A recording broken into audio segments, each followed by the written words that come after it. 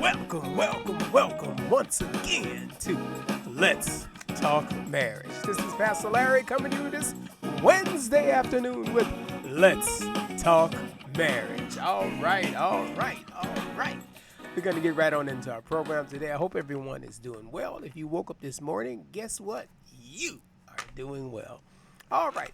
What we're going to be talking about today, our conversation today is going to be what church should we attend? What church should we attend? A very important topic, a very important question. We talked about it many times on the programs or mentioned it many times on the program.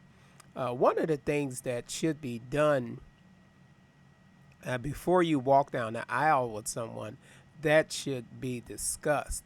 Especially if you both came from separate churches, which in some cases would happen. You know, sometimes you were raised in a certain church and your husband to be is from a different church. You need to decide what church that you're going to be going to. And one of the things that you can do is, weigh out your options and think about it, pray about it, and really have that discussion. Years ago, I know some of the churches in the South, they used to have service every other Sunday. So if you were a married couple, that made it sort of easy. You could still be members of both churches. But in the North, they don't really do that. We have most churches have church every Sunday. So that would be a concern if you're getting married to someone and you're attending church. And let's say that if they don't attend the church, then, they should, if they don't know of any other church, they should be going to church wherever your church is. But if you both had your own churches before you met from different churches, then you would need to have that conversation. And a lot of times, just because the church it was the church that you grew up in, does not necessarily mean that you need to still be there. Especially if they're not doing anything or it's not edifying for your marriage.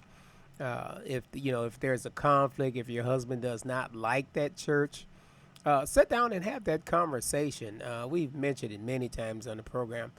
Before you walk down the aisle, those are the conversations that you have before you say "I do." One of the first conversations that you have would be, "Do we want to have children?" That's the first conversation, and you both should be on agreement on as to how many children, who's going to watch them, who you think is going to watch them. Are they going to use daycare? Because that's very expensive. And the second one should be, what church will we attend? Because, usually if you're getting married in a church, whatever church that you get married to, sometimes people rent a church and it's a neutral church. It's not really either one of them church. They're just renting the church. But if you have that conversation and figure out why or what church you're going to be attending as a newly married couple. And you want to be in a church where there's several other married couples that have been married for a long time. So that way, if you have any questions in your marriage because you're new in your marriage, you can go to them or go to your pastor if he's been married a long time. Go to those couples that have been married a long time, because any argument or any disagreement you may have, I'm pretty sure that they have been there and done that.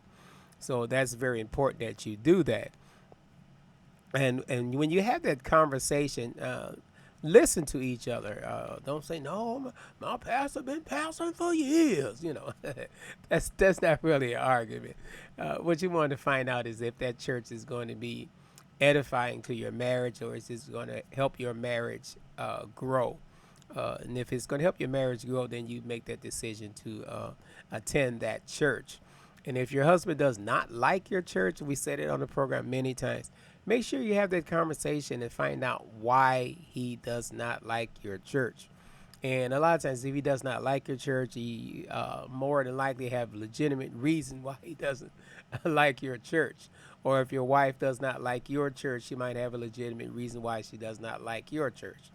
And in some cases, you would go to a neutral church, But you have to make that decision as to go to church because this is too much of it's going on. It's been going on for a long time. Where when you go to churches, most of the churches are predominantly women in the church, and you see a few men in the church.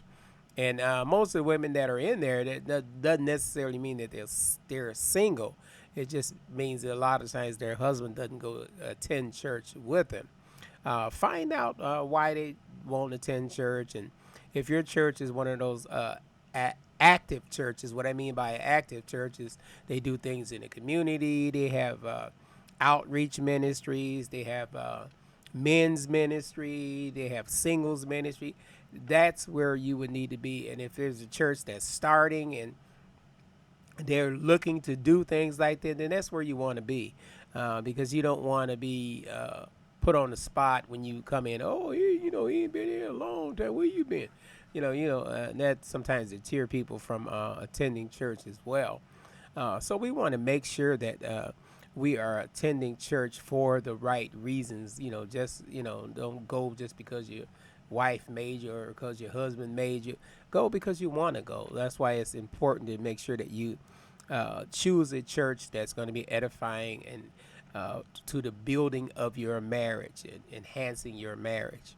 And the churches that have those outreach programs and singles ministries, married couples ministries, those churches flourish because there's something for each party in there. And more than likely, if they have those programs, they're going to definitely have programs for our young people. And there's nothing wrong with that because when you keep people occupied, but the key thing to keeping people occupied is to uh, put them in a position or somewhere they want to be. If there's something that they're interested in, we don't just put people in positions because they're there and don't have anything to do. Because some people just like to come and sit and enjoy the service and go home. They don't really want to be involved in any kind of activities or anything. They just want prayer. They want to enjoy the service, enjoy the message, enjoy the choir. If you have a choir, enjoy whatever's going on, and go home. But they come on a regular basis, and there's nothing wrong with that. But for our people that like to be involved in things, and that's the same thing in school. When you were in school, everybody wasn't involved in things at school. There were some people that wanted to be on all the auxiliaries at school and all the extracurricular activity at school, and they strive for that. They live for that. So that this is the same principle. And then there's some students that just went to school to learn and go home, and and that was it. So that's the same thing with church. Some people just want to come and enjoy the service and go home. They don't want you to bother them. They don't want you to hover over them. They don't want you doing this and doing that, or putting them on the spot. And too many times we do that a lot in our churches. We like to put people on the spot, and people don't like to be put on the spot because it's just not what they like to do. So you have that conversation, and when you have that conversation with your to be spouse about the children, about which church you're going to attend, everything will run smoothly in your marriage, and that's what it's all about. And when you both are in agreement on what church you're going to be attending, it just goes so much better. Your Sunday mornings are just amazing. You both are looking forward to being in church, and you both are looking forward to being in Sunday school. You both are looking forward to the outreach ministries, and especially if you have that spirit of help. You want to be on the committee where they're serving food to the homeless, or ministering to the homeless, or going to the nursing homes and things like that. That's the things that you crave for, the things that you enjoy doing, and those are things you would find out if you both are attending church. If they have the men's program where they go out during the summer, the men get together and have activities outside of the church. They might go fishing, or they might go for outings. Those are the things that you do. I remember a few years ago at church we were attending, we had a men's outing, and we went out to I believe it was Wisconsin, Lake Geneva. We went out to Lake Geneva, and we had such a wonderful time. It was the men, the young men, and the young boys. We all went out together, and I had all my sons. We all went, and it was such an enjoyable occasion. We had such a good time. We were there for like I think it was 2 days, if I can remember, because we came back that Saturday, and we left. It was Friday. Yeah, it was Friday and Saturday, I believe. And we had such a wonderful time. And those are the things that you want to be involved in your church. And if you going to a building church, be a part of it. There's something about being part of a building church. Building church, it means that you're going to be part of the foundation of that particular church. And that's a great work as well, because I've been in both places. I've been part of a church. I was a little kid though, but I was part of a church that was at the building process. So I was part of the foundation even as a little kid. And as it grew, because the church started back in the late '60s, and it was a great experience. Even as a kid, you got to see all your friends, your relatives, and because a lot of us went to church at the same church, and we would meet up and walk to church together on Sunday morning. It was so wonderful because we didn't live that far from the church, and we had such an outstanding time doing that. So that's why it's important to make sure that you have that, and I would like to start a movement, and I'm probably going to be posting some things on it. Go back to church. And we need to start that movement of going back to church, because people have gotten away from going back to church. Even in our large churches, they're not full as they should be. It's just not missed as much because, again, it's a larger congregation and you still have people that are coming. But in our smaller congregations, we feel it more because people are just not going to church now. And first it was just the men that wasn't going to church, and now it just seems like nobody wants to go to church. But we're going to start the movement, starting with New Zion Christian Center. We're going to start a movement of going back to church. And so if you know someone that needs a church, or invite them out to your church. If you can't think of any, or someone that has a church ministry, invite them out to there, because it's important to be in church. And especially you married couples, that you newlyweds, it's very important that you are in church. And if you have that conversation before you walk down the aisle, you'll know what church to attend. It can't stress it enough how important it is for couples to be in church with our children. And when years ago, when everybody went to church, our kids were a lot more. They were a lot better well behaved. They would say yes, ma'am, no, ma'am, and they didn't disrespect any elders. They respected their elders because it was taught to them in church. A lot of things were taught to our children in church as well as in the home.